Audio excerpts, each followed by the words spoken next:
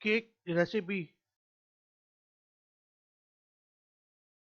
30 ग्राम baking powder, 1 खाने का चमचा वनीला एसेंस,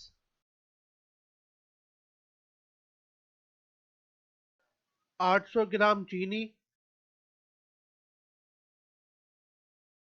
500 मिलीलीटर तेल,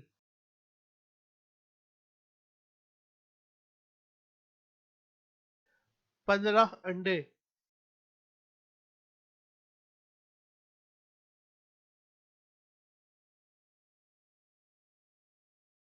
700 ग्राम मैदा, 100 मिलीलीटर पानी,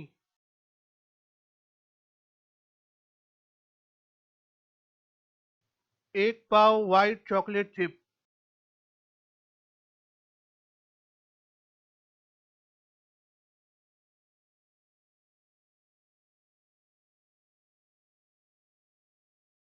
चॉकलेट चिप।